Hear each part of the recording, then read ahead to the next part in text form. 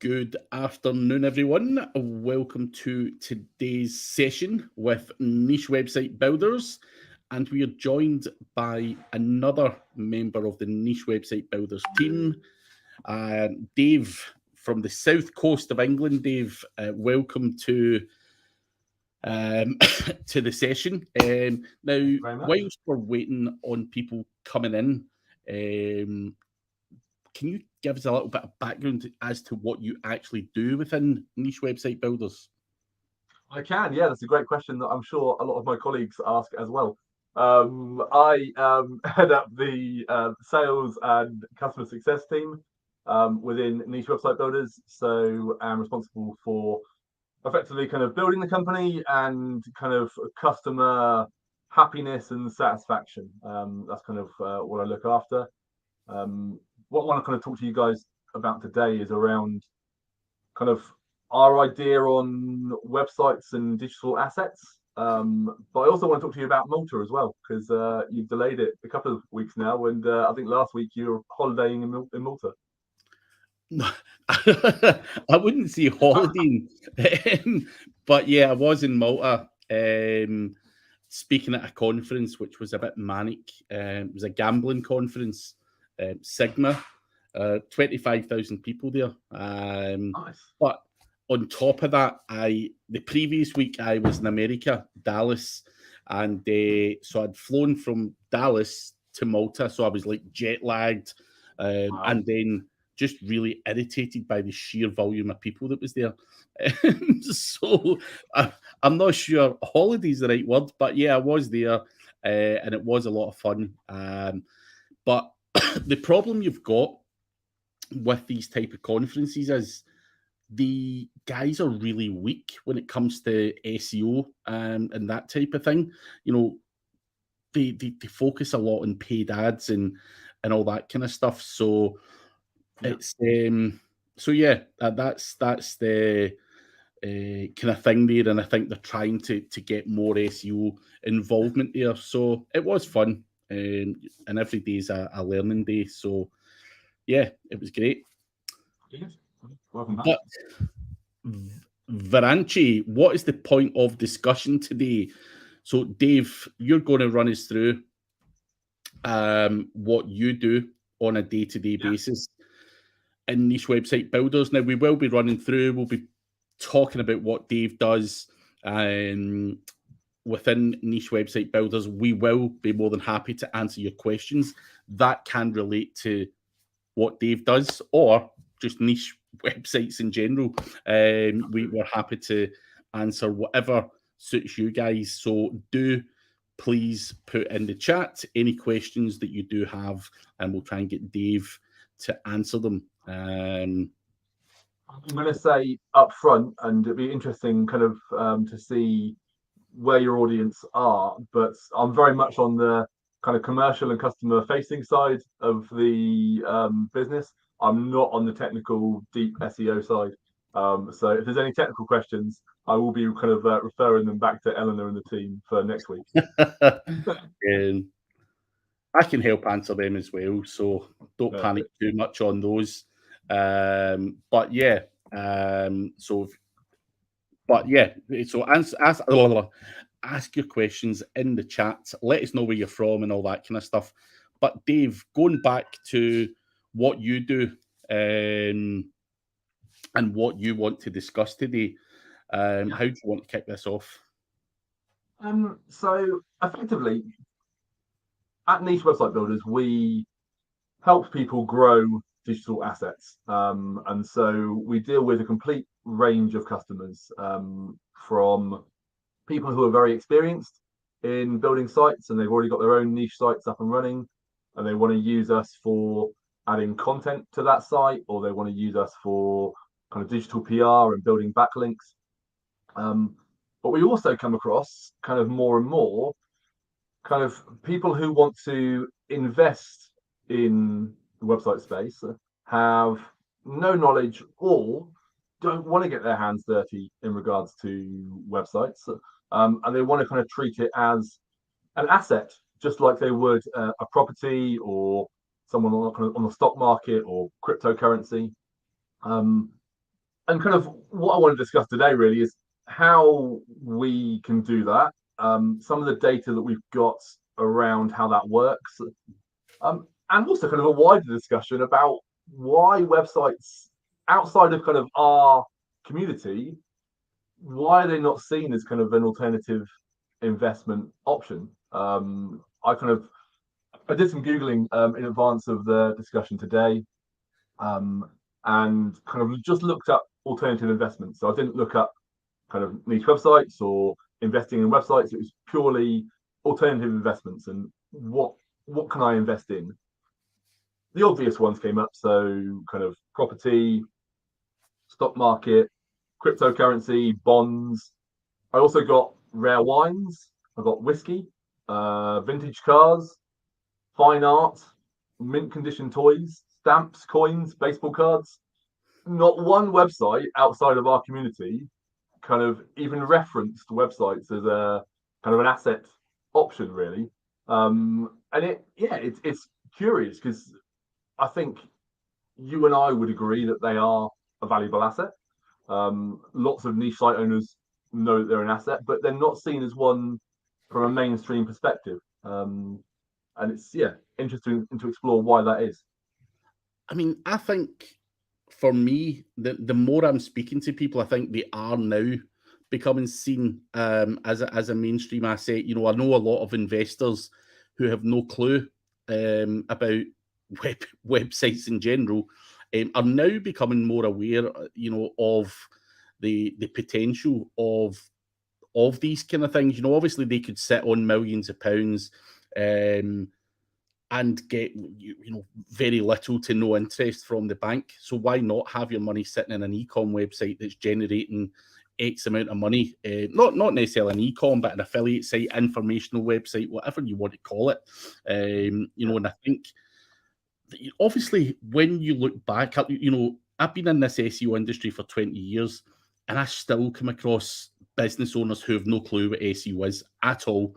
And I think it's just lack of education, full stop, from people that have money. Because again, generally, a lot of these guys are older gentlemen who have money. Yes. I know there's some young guys, and probably it's the young guys that are actually killing it and investing in these assets. And for me, you can invest in property and all these kind of things, but websites is a great way to grow and scale very, very easily, utilizing skills that you've got. And for me, I love investing 10 grand in a website and then being able to scale it up, adding content, adding links, doing my thing, and then flipping it for 100 grand. It's the easiest money in the world.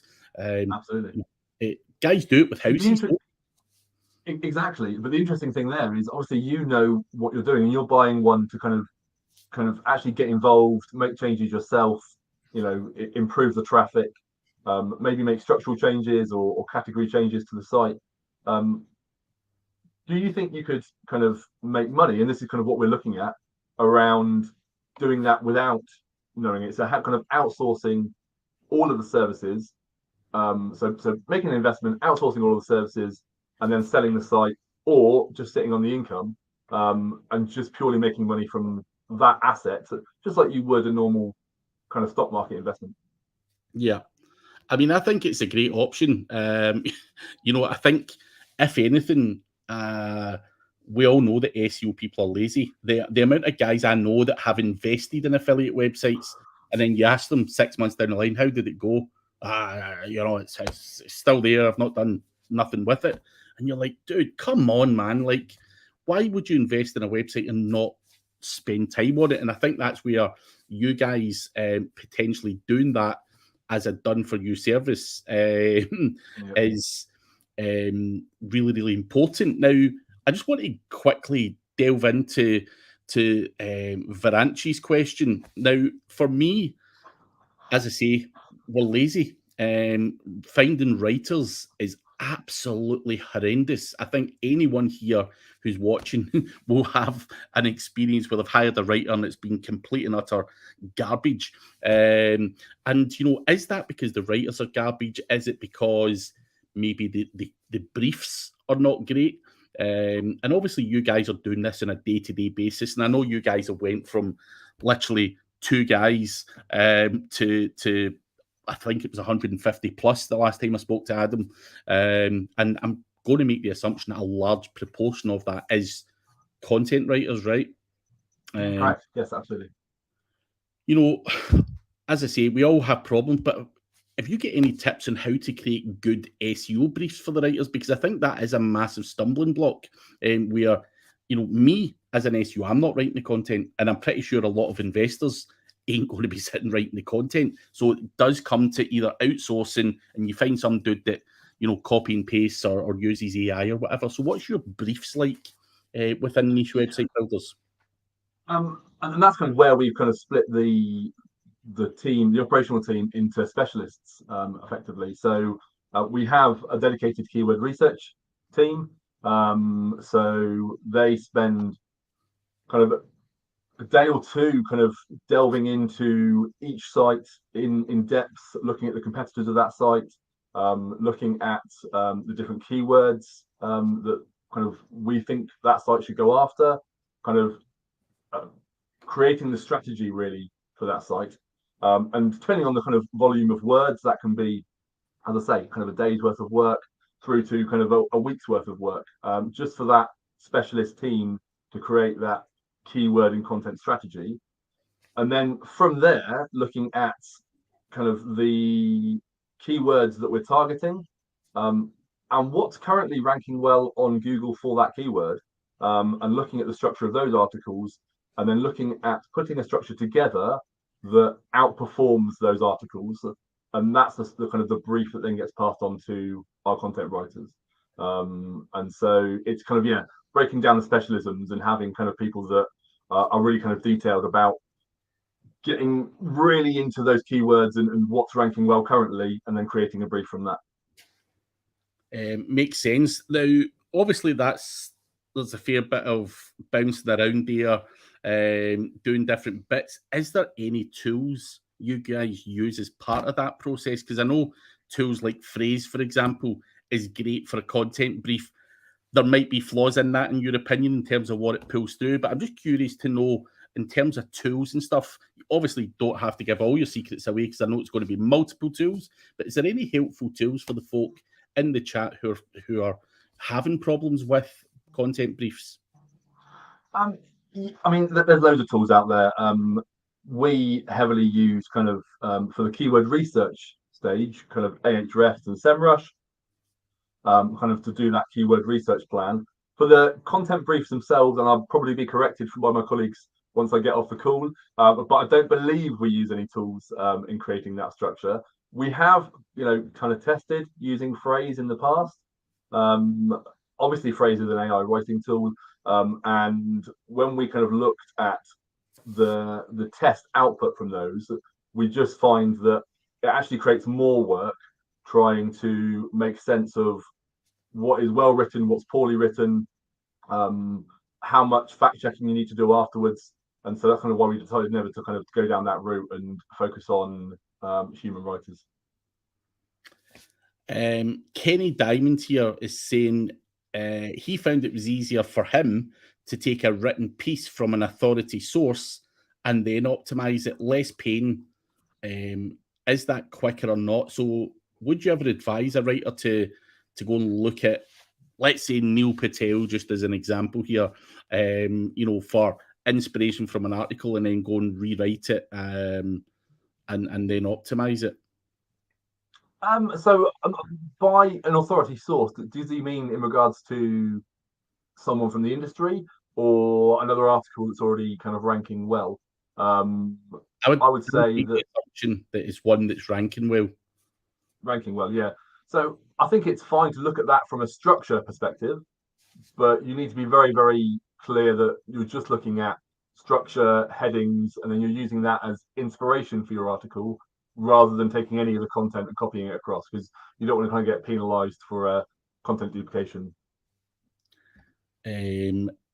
Giorgio says sometimes people aren't lazy but don't have a clear idea what to do.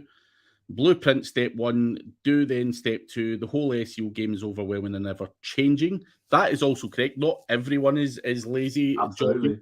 There are people who write like absolute animals and throw a lot at it, a lot of time and effort. For me, in my experience, it's the SEO people that are lazy. You get lazy, writing's a repetitive, tedious job. No one wants to do it. So,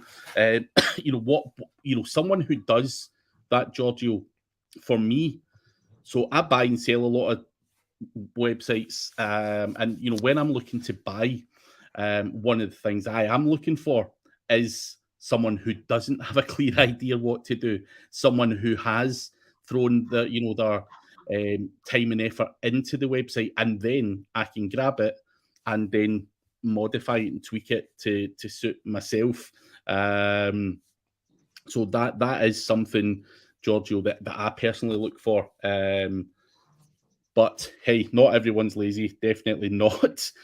He's right about the SEO game kind of ever changing though. I mean, I think this year has it been 15 Google updates, and so you do need to keep at the kind of cutting edge of what those changes are focusing on, and also make sure that you're sticking with really core kind of outputs for your site. So are you making sure that you're kind of focusing on high quality content, high quality backlinks?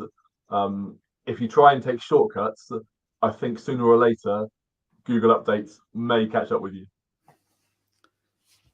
Makes sense.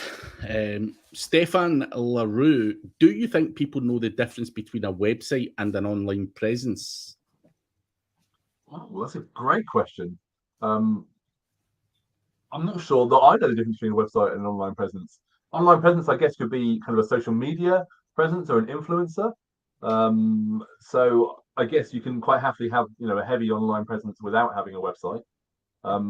Certainly, from a niche site perspective, especially through these kind of Google updates and needing more and more expertise, authority, and trust for those sites, having that site and also social signals and social accounts around those sites can be really beneficial. I mean, I would add to that, I think, you used the term there, niche website, and I think a lot of people see that as just a niche website. They don't treat it as a real business. I think they should Absolutely. be creating an online presence for it, whether that be all of the social stuff and the expertise, authority, and trust, getting PR, being listed on your crunch bases, and everything else that would build you a good online presence, and traffic from multiple sources as well. You don't have to rely on organic traffic. You can do paid ads, you can do email marketing, you can tap into the likes of Quora or whatever else. For me, I would be advising anyone to diversify their traffic sources where possible. You don't want to be solely reliant on the one source of traffic, and I think that is something that is very much missed with a lot of niche website owners. You've seen a lot of websites a couple of years back get slammed. A lot of those Amazon affiliate websites, they didn't even have an about me page. That was the worst thing. Absolutely. I think it is people don't understand the difference and have to treat it as a real asset. The same as your house. If your chimney's falling down, you're going to have to get it fixed. The same goes with a website. So, I actually think so. You talk about diversifying traffic there. I also think diversifying kind of the outputs from the site, i.e., revenue. So obviously, display ads are a fantastic earner. Affiliate revenue, we know can kind of drive strong income. Can you also add on kind of product sales and add it kind of create an e-commerce section to the site? Can you kind of generate leads for other businesses and then sell those leads? And I'm sure that your experience, you've got a whole load of other examples of how you can have monetize sites. But I think looking at opportunities of how you can convert that traffic into other revenue opportunities is key. Yeah, I mean, you could even go on as far as selling links if you really wanted to. But like you say, Yeah, display ads, but again, we know, for example, in the finance niche, someone looking for I don't know, a payday loan might need help with other things. So you can think further down that chain. So I think that's a great point you make there. Kenny Diamond says, not plagiarizing, actually a real content, a real contact to produce a written piece. Asked him not to focus on. I think he's saying, as in, so if you're writing, for example, within the finance niche or within the loan space, that you hire a finance expert that you can then use their bio and author details on the site, adding to kind of that expertise, authority, and trust from the author's point of view. Let me ask you this, Dave. The writers in niche website builders, the content writers, are they just content writers or are they optimizing? What does the process look like? Is there someone who just writes a bunch of content, then it goes to another person who might then edit it and tweak it and add more subheadings in and all that kind of stuff? How does it work in there? No, they will write and optimize as they go. So it's all kind of the same person that does that, but it's based on the kind of content brief that they're given by the kind of keyword team. So you're trying to get them to do that, which makes perfect sense to do that. But I think, Kenny, sometimes just getting a finance expert to write something or a medical person or whatever would make perfect sense without trying to teach them how to potentially do SEO. You know, if someone speaking about knee injuries, for example, what the hell do any of us know about knee injuries? So you need to get someone that actually has some kind of knowledge in that area. So it would make perfect sense in instances like that, Kenny, for that to happen. But Varanchi is asking, is programmatic SEO effective? That's one for you, I think, Craig. I think you'll find that there are people who see results from it. So I'm not here to sit here and say it is not effective. It's programmatic SEO is a term. It's a new term that's coined for an old tactic. I personally wouldn't be using programmatic SEO on any of my websites. For me, I just don't think. I think eventually that content's potentially going to get slammed. That's just my own personal thoughts on it. But I had a consultancy call with a guy yesterday, and he's doing a lot, but he's doing bits of programmatic SEO within his website. He's getting results from it, so it's very hard to say it isn't effective as such. It's just whether that is going to stand the test of time.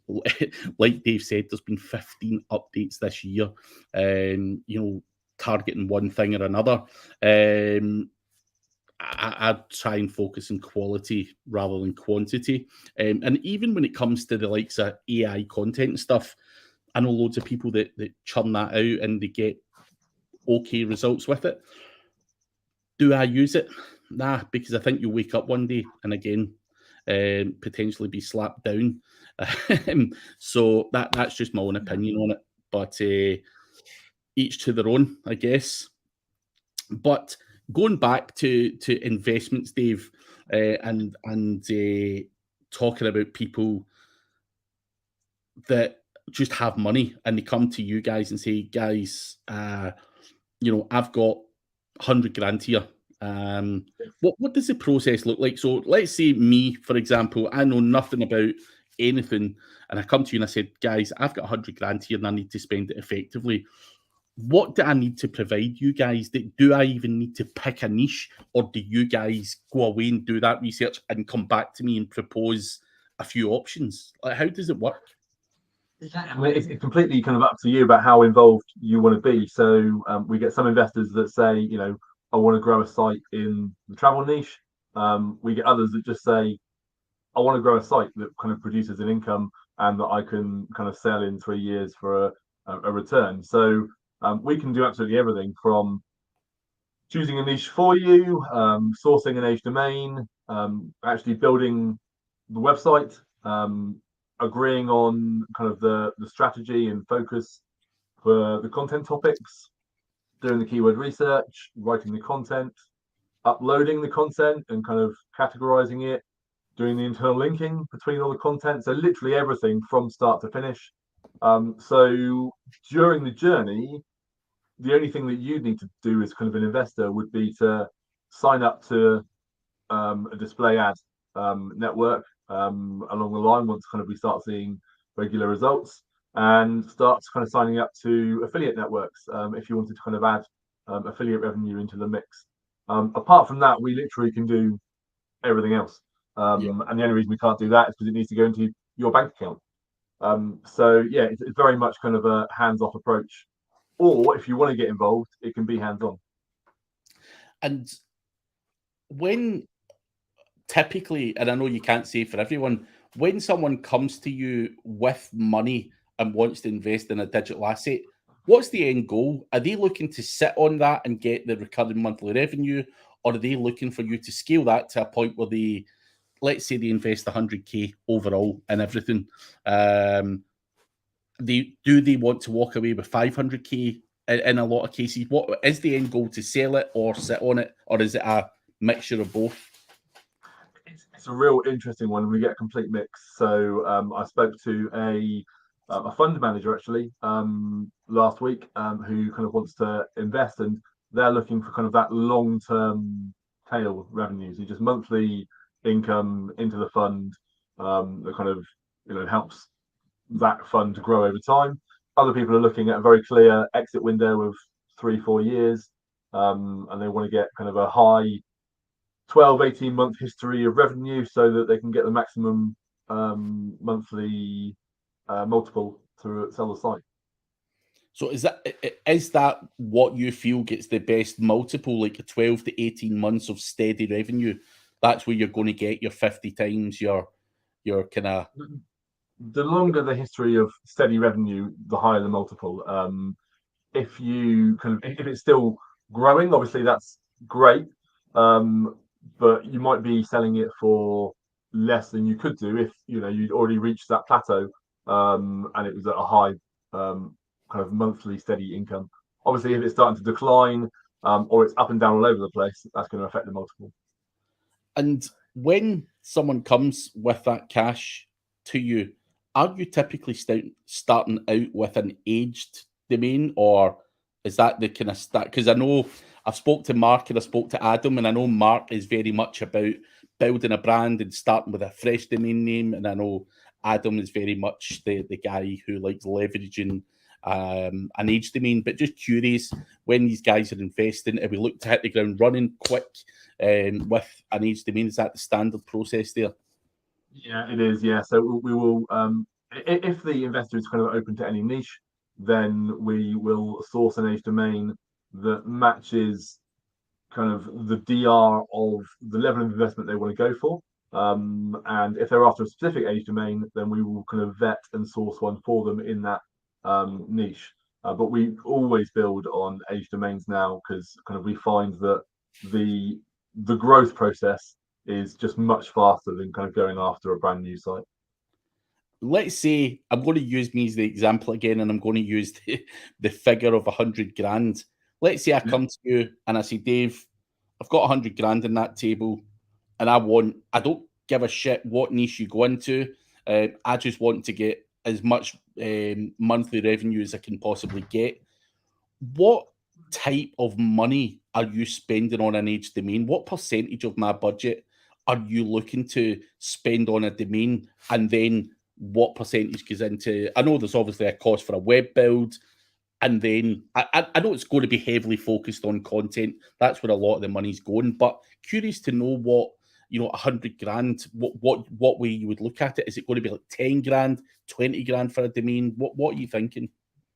Yeah, I mean, just looking at the numbers now, and typically kind of between 5 and 8% on the actual age domain itself, and then the rest is split between content and with a little bit of kind of digital PR, or money kind of set aside to do further backlink building, or to buy further age domains down the process to kind of use as a 301 redirect into the main age domain, kind of give that DR boost and even further kind of lift. Now, this might not be part of your job, but I'm going to ask Go the for it. question Go anyway. on.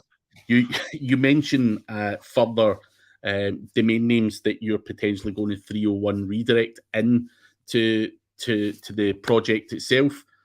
What does that process look like? Are you repurposing those age domains, getting all the stuff crawled and indexed again and all that kind of stuff, and then doing the 301 redirect? Or are you just doing straight redirects, just buy the domain and 301 it in? So the way we look at it, and I am going to answer the question, but again, Adam's probably going to scream at me after the call. But the way we look at it is we try and make it kind of look like another business was buying a secondary business, and so kind of try to make it look as natural as possible from that redirect structure. So we won't kind of restart the domain that we've bought and get that up and running first. We'll look at kind of the content that used to be on that age domain, how that age domain used to be used. We'll make sure that it's kind of extremely relevant to our main site. If there's any kind of variances in content at all, then we'll create a new silo on our existing site that kind of matches the content that used to be on the new age domain that we're buying. We'll also write what we call an acquisition page. So let's say our main site is craigcampbell.com and we're buying craigcampbell1.com. Then we'll write an article that says we've bought craigcampbell1.com because of these reasons. We're really excited about this website being part of our site going forward. And we'll make that a really long article that interlinks to the rest of our site as much as possible. Mm-hmm. And then the main kind of redirect will go to that acquisition article. And obviously that will kind of spread that link juice across the site. And that's exactly what a business would do if they were buying another business. They would write a press release, they would talk about it.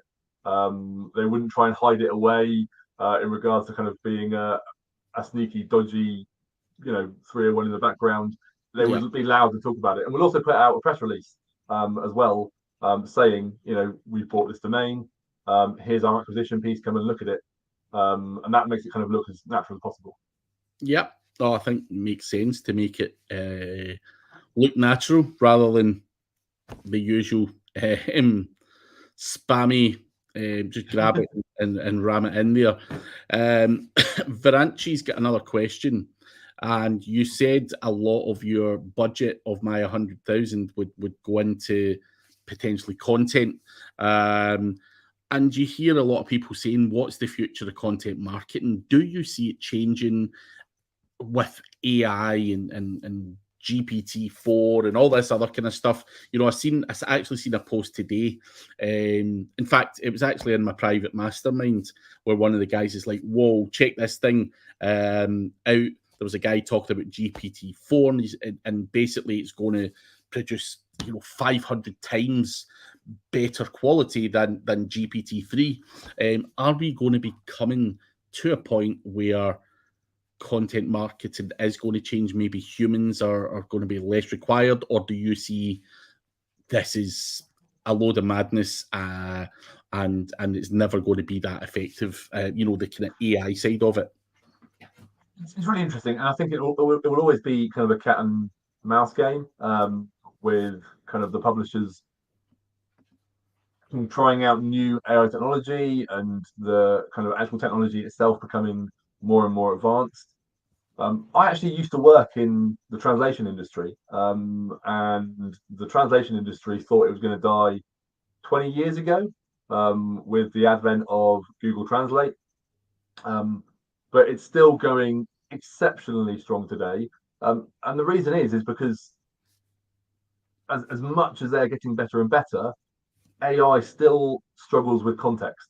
And so often they'll go off on funny tangents and weird facts will appear that just aren't relevant to the overall piece.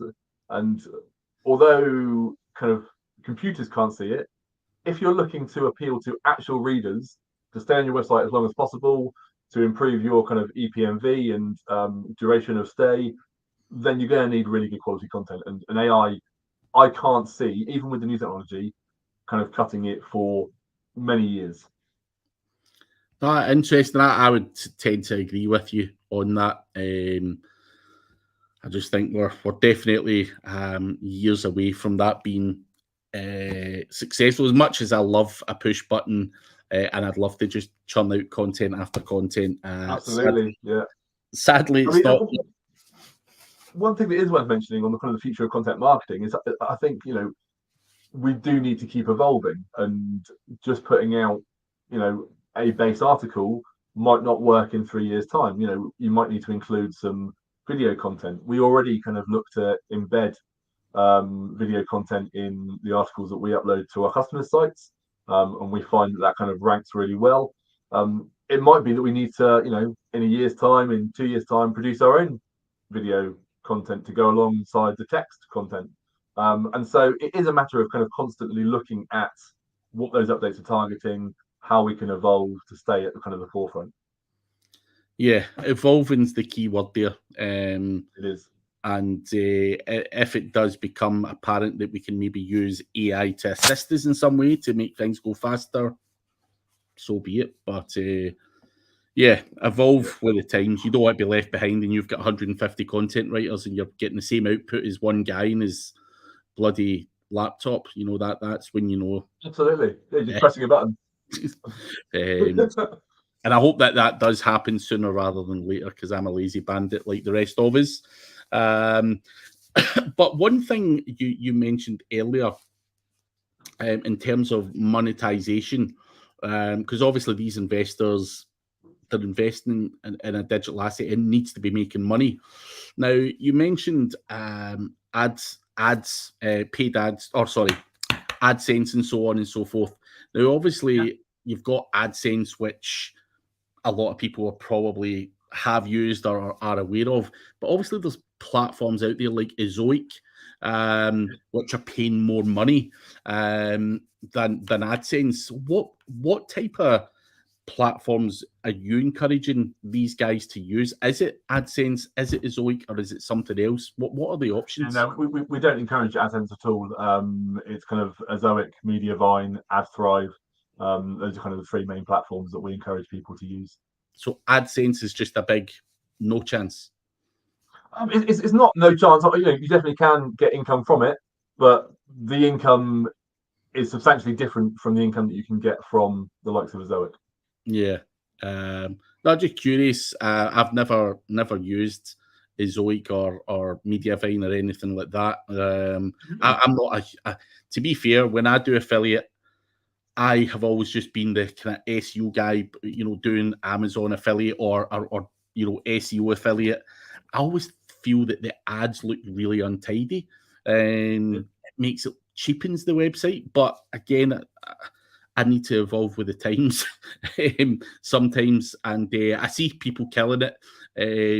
Using the likes of Ezoic. Everyone in Twitter, all the kind of niche website guys I follow, Ezoic this, Ezoic that. You see it all over the place. So I think it's something that maybe people are ignorant to in certain circles. Yeah, and it depends on what the kind of focus of the website is. If your website brings you in money because it's an e-commerce website, then you don't want to kind of divert people's attention by displaying ads. You want them to kind of go through that sales process.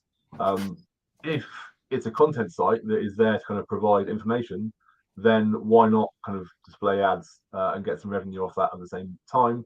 And again, I'm not an expert, but as I understand it, you can tweak the settings within Ezoic Mediavine to kind of display more or less ads. And if you do feel like it's overwhelming the site, you can make changes to kind of accommodate that. Interesting. I need to look into it again. I keep meaning to look into Ezoic. I've got a couple of websites that get decent traffic that I should probably be considering something like Ezoic. But yeah, I'll get round to it. I'll get round to it eventually. But again, you mentioned the 12 to 18-month period where you're building up revenue and then going on to sell a website for these guys. Now, obviously, I'm going to make the assumption anyone who's investing, the end goal is to sell the website and get a return on investment. And obviously, if you guys are dealing with the whole process from start to finish, if anyone's listening, going, I like the sound of niche website builders, and I like the sound of the kind of hands-off approach. Is how I know you can never guarantee anything. Some websites don't perform in one way or another, but someone with money coming to you going, try to seek some reassurance or guarantees. What sort of things are you guys saying to be able to encourage people to give it a go? Because there's always going to be that should I not, we don't understand SEO. It's a really good question, and a question that we have been asked, time and time and time again over the last kind of year, 18 months, as we kind of speak to more and more investors, is one, how much money do I need to put in there to get a good return? How much content do I need to get X amount of traffic? And also kind of, what can we do along the way to kind of make sure that that investment is safe and that it is protected. So we've kind of gone through and looked at 5,000 different content and niche sites. And I think Adam's coming on in a couple of weeks' time on your show to kind of go through that data in more detail. So I won't steal his thunder too much. But we've kind of gone through and analysed sites across kind of the Mediavine, Ezoic landscape, and looked at how much traffic they're getting on a monthly basis, how much content they've got in order to drive that traffic, what the average DR of that site is, and then from the average traffic rating, what their estimated income would be from display ads, using kind of a set kind of EPMV value. And so we're now at the point in saying, you used the example earlier of if I had 100K, what would you do? We can now kind of pinpoint with accuracy. We're saying, for that 100K, we would want to create a site that had a minimum DR of 46 and had at least 807 pages of content. And we know that on average, a site that has those two things kind of brings in 193,000 visitors a month, with a display ad revenue of 5.5K a month. So instantly you're looking at very healthy returns on that 100K. And if you imagine that in year 3 you've got 12 months worth of 5.5K income, then you're looking at kind of selling the site for let's try and work that out. So about 230K. So a very healthy return on that initial 100K. So another thing I feel that people sometimes misunderstand. So I invest my 100K into you, and you go away and you build me a website that's bringing me back. Let's just call it 5K a month in ad revenue. Now, very, very quickly, that's going to pretty much give me my 100K back within, 18, 20 months, whatever it works out at. Now, obviously, if I sat in that for 3 years, I'm well in profit, and I've the website's paid for itself. I've actually made fucking money, and then I've got 230K sitting. Exactly, you've still got the asset there. So this is the part that I think a lot of people don't understand. But also, I want to dig a little bit deeper, because obviously I've done it myself. I've built a website. I've had revenue coming in. What happens after, let's say, my 100K spent in the first 12 months? You're going to go away and do my 877 articles. You do a bit of PR. You do a bit of this and that. What happens after a year? You can't just sit there and not add anything else. What does the costs look like thereafter? So let's say we get to a year and you've got me to, let's say it's underperformed and it's got me to 3K a month. What does that conversation look like, and what are you proposing to do, and what kind of costs are we looking at? Like, just to keep things. So it would depend on why we felt it was underperforming. So if for some bizarre reason, during that time your competitors have got a stronger domain authority than you had, then it may be that we need to kind of do another digital PR campaign, kind of build some really high authority backlinks from news organizations to kind of boost that DR up and kind of get you that eat. If we saw that actually, a chunk of the content wasn't performing as well as we thought it might do, but you're performing really well on specific articles, then we could double down on doing more of those articles to kind of drive more organic traffic. We also kind of have a technique which is called tomb raiding, which I'm sure Mark Adam have kind of talked about on this show before, but we'll look at competitors' sites that have got a weaker DR than you. We'll look at what content is ranking really well for them, what's driving them traffic. And if we're not already covering that, we'll target that topic on your site, because if they're ranking for it and they've got a weaker DR, then you should be able to rank for it better than them and steal their traffic with a higher authority domain rating. So there's kind of a number of different avenues we could go down. In regards to kind of the key question, which is how much, you've already got kind of that big bulk of 800 articles, so you're not going to need to do another big bulk of content. It will be small amounts of content here and there to kind of target those changes. So you're probably looking at between $700 to $1,200 every other month, kind of keep things up and running. But if you're already kind of making an income of $3K a month from the site, then you can use that money from the asset to kind of build it further. Yeah. No, as I say, like, and I don't want to be negative in any way, but the point that I'm trying to make as well, you are getting revenue from that website. Why wouldn't you try and reinvest it to polish Absolutely. it up, if you want to call it that? And I was just curious if that is what happens. Like, after 12 months, you've hemorrhaged my 100 grand on all the good stuff. I've got 3 grand coming in. Are you going to say to me, let's spend $1.5 grand of that on, refining it, or even, content pruning? You've flung 877 articles out there. I'm going to make the assumption that maybe 100 or 200 of them get real traffic. There's going to be a whole bunch of stuff that could be cleared up or merged into another post. So I'm just curious if that is the conversation you have as an investor down the line. It is. I mean, we wouldn't even wait for kind of the 12-month process to do that. We would have those kind of monthly strategy reviews with the customer, each month, and we'd look at what's performing well, what's not performing well, what should we tweak this month, what content should we focus on this month. So it's very much, as I said earlier, it's an evolving process, and you always want to kind of look at what is working well and double down on that, and then what's not working so well and do less of that. So I know that you guys have looked at 5,000 websites, and you're now able to pull stuff from data. Now, I know this might be a difficult one to answer that well, but let's say every website gets 500 posts on average that you throw out there. What percentage of those posts actually turns into real traffic, real impressions, and real revenue? I'm just curious because, like, in my opinion, 20% of the pages that I throw out there get 80% of my traffic.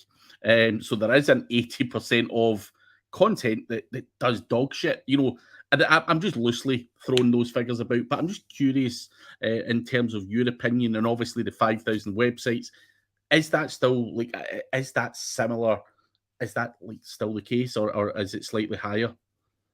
It's a great question, and one that I don't have exact numbers on, but certainly you're absolutely right in a percentage of the content that you put up there, won't do as well as say the top 20%. There's always going to be kind of key topics that drive a large amount of the traffic. The key is to try and diversify those pages as much as possible, because you don't want to end up with a site that's got one page driving 80% of the traffic.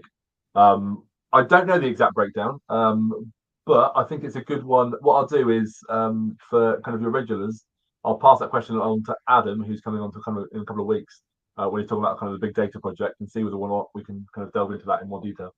Yeah, no, I was just curious because sometimes for no rhyme or reason, sometimes shit doesn't stick, and you're just like, I have wasted X amount of money, time, and effort into doing that. Even on my own website just now, 80% of this shit that I'm posting about does shit, real crappy. So I was just curious to know if that, across 5,000 websites was still like that, or because you're doing it all the time, if you had a refined way of doing it slightly better. But I'm not sure there is an answer there that can be categoric. Sometimes I think you have to just throw enough shit at the wall and see what sticks, and then move around from there.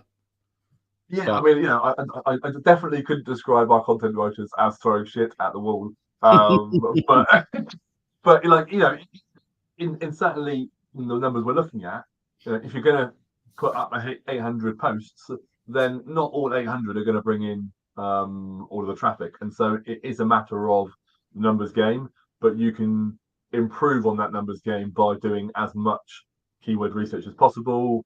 Like I said, kind of doing that kind of tomb raiding technique, and if there's some articles that haven't picked up as well as you kind of thought they might, then go back and revisit those and go, okay, what can we tweak to change that? Do we need to do some kind of more focused link building on that category to kind of boost that up in some ways? We'll always be kind of looking at how we can fix that issue. Interesting. Now, Giorgio has a question. I've been referring to 100k, throwing it all out there and just giving you it, and you can do what you like with it. That's not always an option for people. Is it possible to build as you go? So, are there alternative options? Yeah. So, what do those? Jesus, I need to block the girls in the city there, or whatever it is.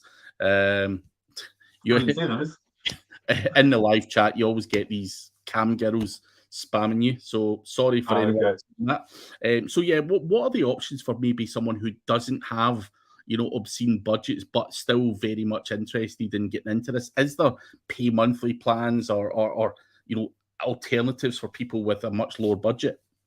Yeah, of course. So we've kind of talked about those investment packages where we'll kind of look for kind of really fast accelerated growth by throwing lots of content at a site in a short period of time.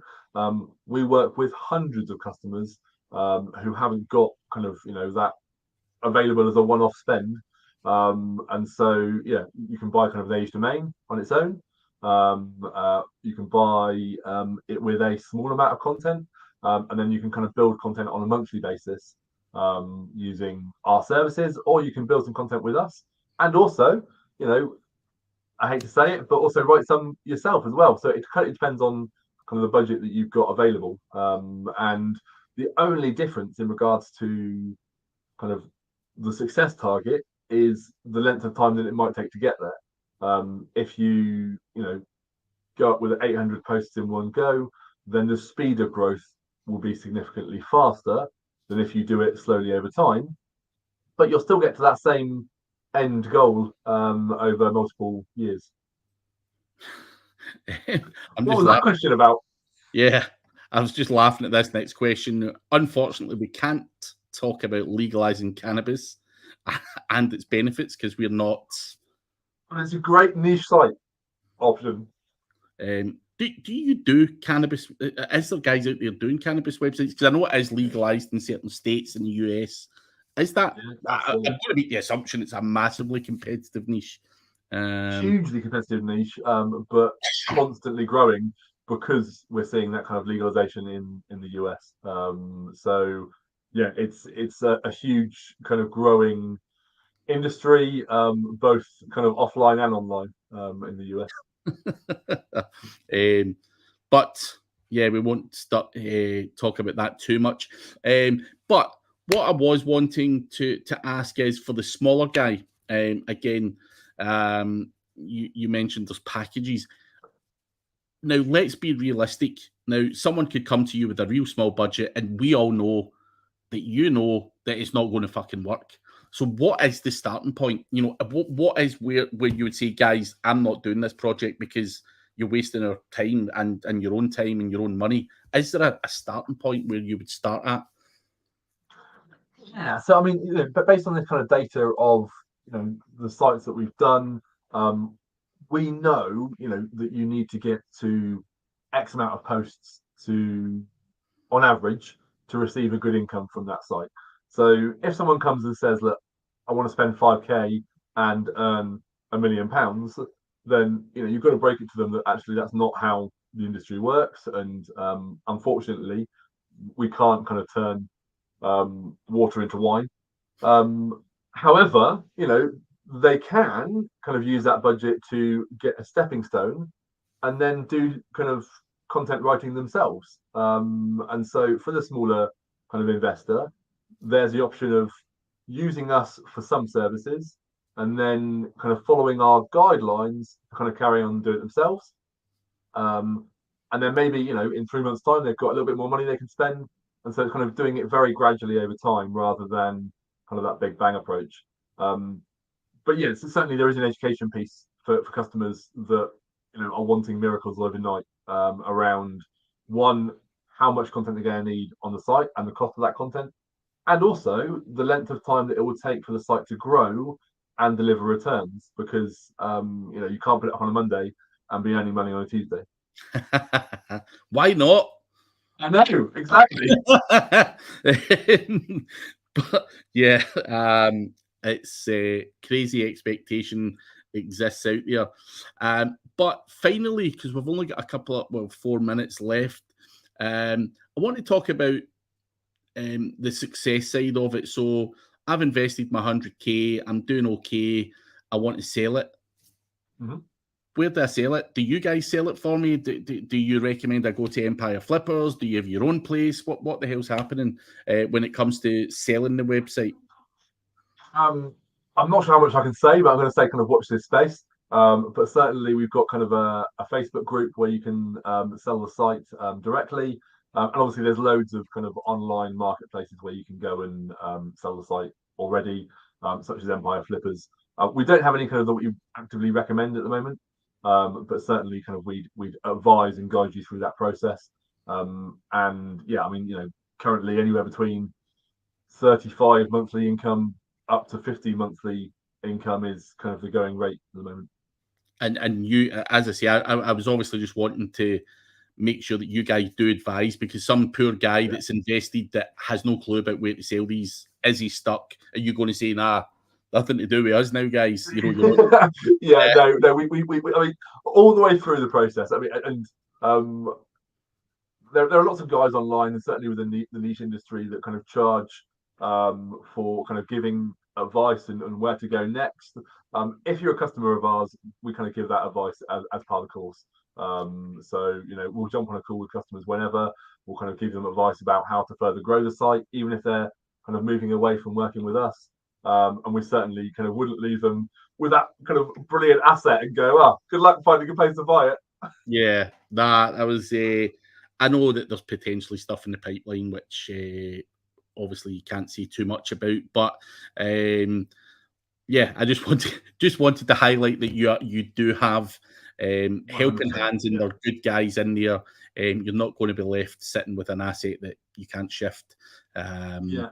No, we've got experts throughout the business. So Leanne, who heads up our customer success team, has got her own site and has been in the industry for years. Eleanor, who you had on last week, extremely knowledgeable. And obviously Adam and Mark, they all kind of would happily provide advice for site owners about where to go to kind of get the most out of that asset. And anything that we haven't covered that you feel is quite important to put out there from your perspective? So I think kind of the main things for me is, if you look at, so I would never advise someone kind of buy a niche site rather than buying a house over their head.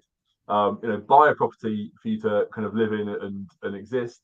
But if you look at kind of buy to let, you're looking at an investment in the UK of kind of 220,000, and then around on average, a grand, 2 grand a month income, and then you've got kind of interest on the mortgage, tax on the income, maintenance.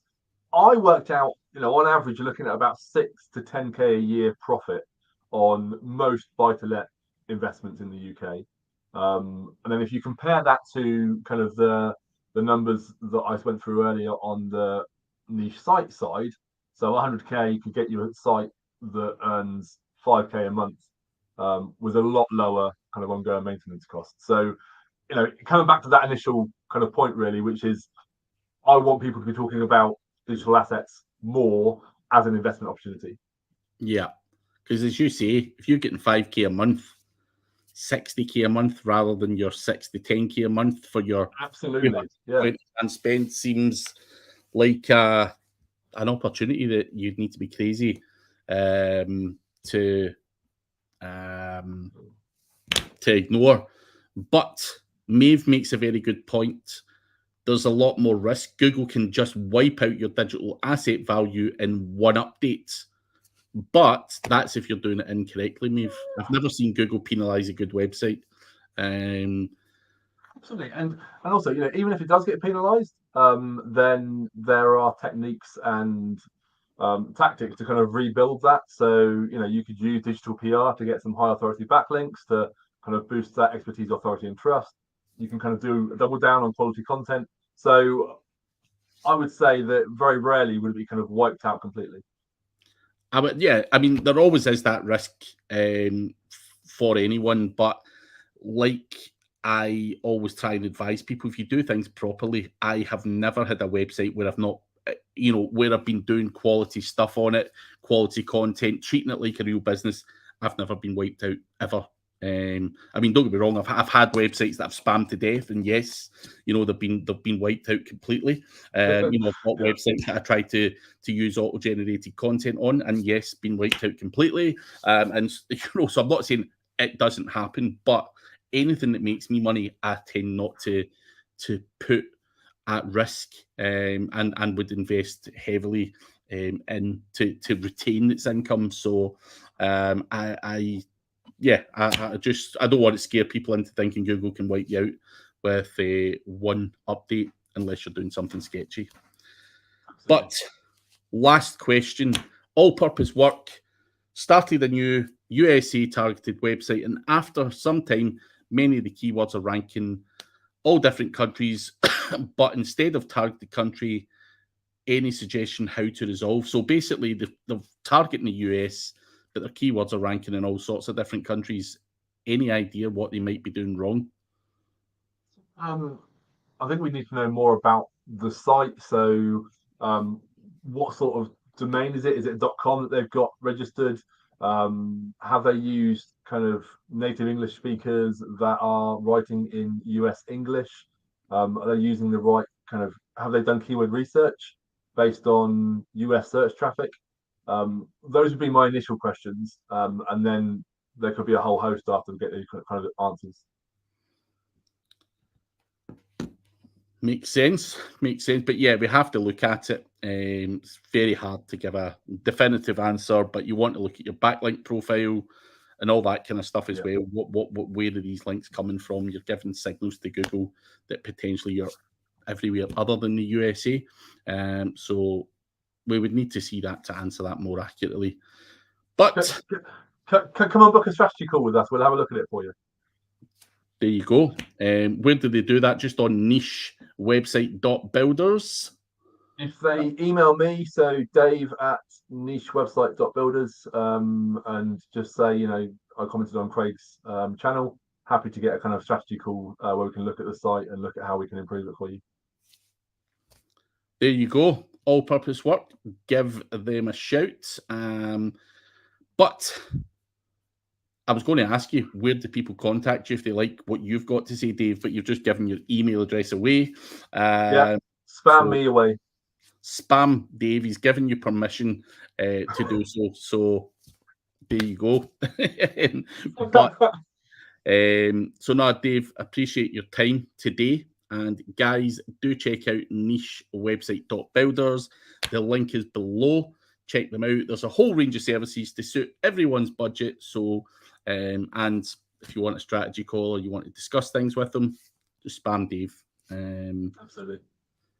But thank you very much for your time, Dave. It is much appreciated. And it's been a pleasure, and I'll see you again in a few weeks. Who is on next week? Can you give us any teaser? Don't ask me that. I should have known already. I don't know top of my head. It was either be Mark or Adam, and subject to be announced. No worries. Perfect. Thank you, All right. everyone. Take it Cheers, easy. Craig.